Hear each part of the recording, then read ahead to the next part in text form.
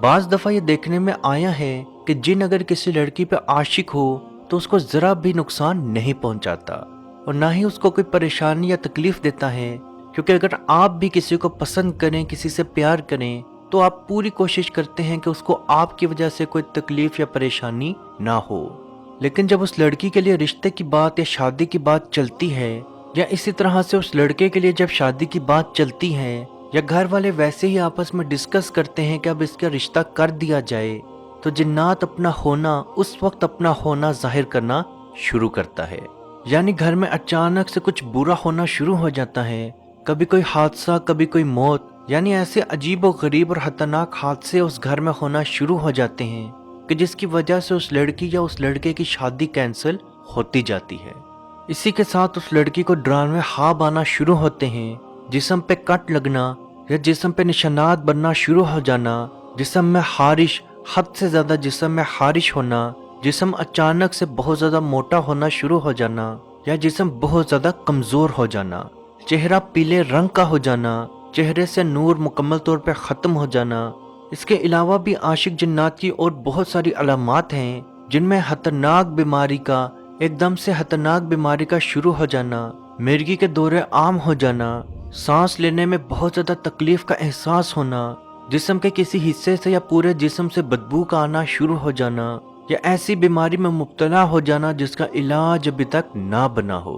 मौलाना अब्दुल सलाम फरमाते हैं, मेरे पास एक लड़की का वालिद आया और उसने अपनी बेटी की हालत यूं बयान की कि मेरी बेटी एक बहुत खतरनाक हादसे से गुजरी है और 2 माह से बेहोश पड़ी है। अब वो सुन तो लेती है लेकिन बोल नहीं सकती, उसका जिस्म का कोई भी हिस्सा हरकत नहीं कर सकता और ना ही वो कुछ भी खाने के लायक है और फलां हॉस्पिटल में इस वक्त पड़ी है, जहां डॉक्टरों ने उसे नींद की गोलियां खिलाकर सुला दिया है।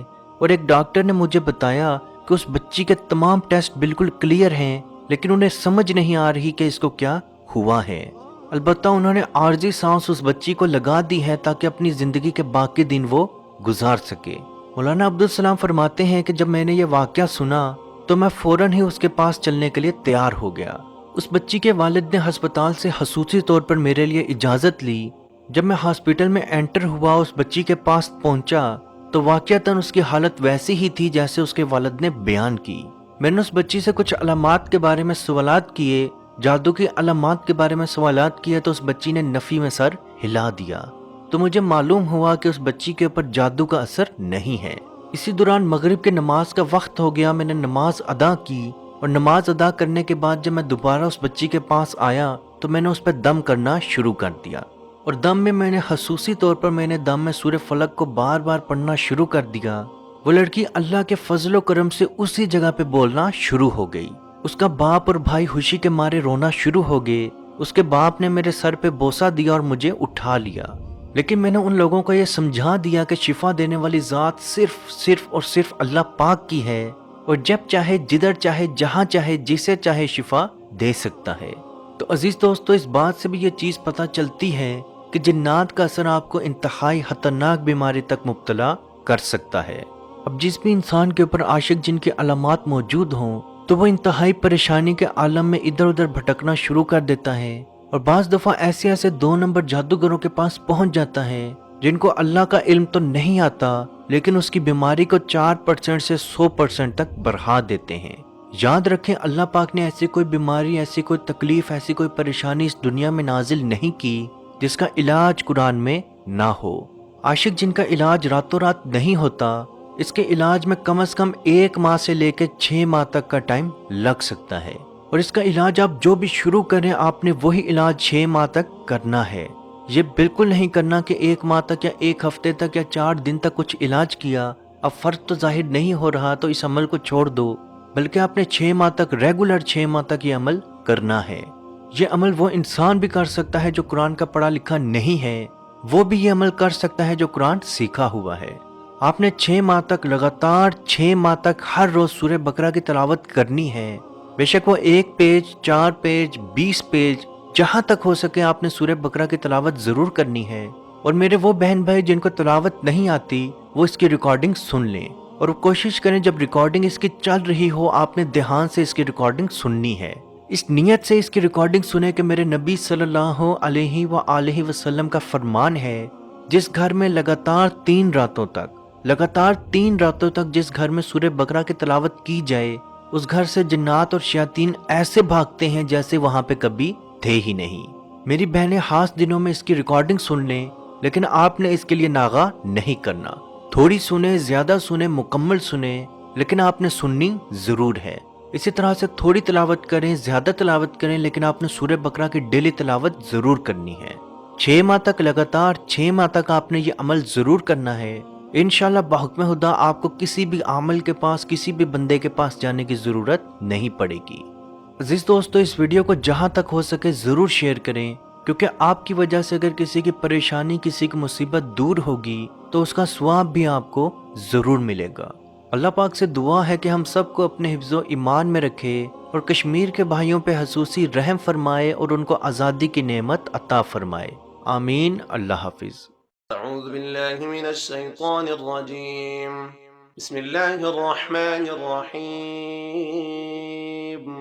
للہ ما فی السماوات وما فی الارض وَإِن تُبْدُوا مَا فِي أَنفُسِكُمْ أَوْ تُخْفُوهُ يُحَاسِبْكُم بِهِ اللَّهُ فَيَغْفِرُ لِمَن يَشَاءُ وَيُعَذِّبُ مَن يَشَاءُ وَاللَّهُ عَلَى كُلِّ شَيْءٍ قَدِيرٌ۔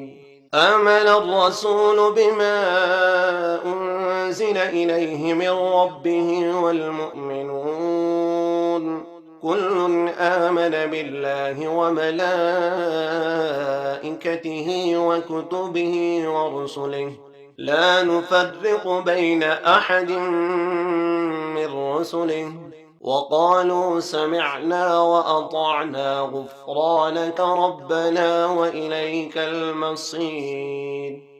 لا يكلف الله نفسا إلا وسعها، لها ما كسبت وعليها ما اكتسبت، ربنا لا تؤاخذنا إن نسينا أو أخطأنا، ربنا ولا تحمل علينا إصرا كما حملته على الذين من قبلنا، ربنا ولا تحملنا ما لا طاقة لنا به، واعف عنا واغفر لنا وارحمنا أنت مولانا فانصرنا على القوم الكافرين۔ اے مالک ہمارے اٹھے ہوئے ان گندے ہاتھوں کی طرف نہ دیکھ، مالک اپنا رحم اور اپنا کرم فرما، مقبوضہ کشمیر کے مسلمانوں کو آزادی کی نعمت سے مالا مال فرما۔ اے اللہ، اس حال کے اندر جب کہ ان پر ظلم و ستم ہو رہے ہیں، اس قدر ان پر مصائب اور آلام ہیں، اے مالک و مولا، اس ماہ مقدس کی مقدس گھڑیوں کا صدقہ اے اللہ کشمیر کے مسلمانوں کو آزادی کی نعمت سے مالا مال فرما۔ اے مالک، جو ان پر مصائب اور آلام بارش کی طرح برس رہے ہیں، اے مالک تو اپنا خاص فضل اور اپنا کرم فرما، ان کی اس آزمائش کو، اس امتحان کے اندر ان کو کامیاب فرما، ان کی اس آزمائش کو دور فرما۔ اے مالک و مولا، اپنا کرم فرما، ان کو آزادی کی نعمت سے مالا مال فرما۔ اے مالک، ہم گناہگار سیاہکار جو بھی ہیں، تیرے محبوب کی امتی ہیں، تجھے تیرے نبی علیہ السلام کا، اس کی محبوبیت کا واسطہ دے کر تجھ سے دعا مانگتے ہیں۔ اے مالک، کشمیر کے مسلمانوں کو آزادی کی نعمت سے مالا مال فرما۔ اے مالک، ملک پاکستان کو استحکام عطا فرما، ملک پاکستان کی سرحدوں کی خیر فرما، ملک پاکستان کی سرحدوں پر پہرا دینے والے نوجوانوں کو الہ العالمین ہمت اور حوصلہ عطا فرما۔ ملک پاکستان اور دنیا کے اندر اسلامی مملکت کے جتنے بھی حکمران ہیں، اے مالک ان کو شرم و حیا عطا فرما۔ اے مالک، ان کو کفار کی آنکھوں میں آنکھیں ڈال کر بات کرنے کا حوصلہ اور ہمت عطا فرما۔ اے مالک و مولا، اسلامی ملکوں کو اکٹھے ہو کر اے مالک و مولا کشمیر کی سلامتی کے لیے، حق حدیت کے لیے آواز اٹھانے کی توفیق عطا فرما۔ اللهم ربنا تقبل منا انك انت السميع العليم وتب علينا يا مولانا انك انت التواب الرحيم.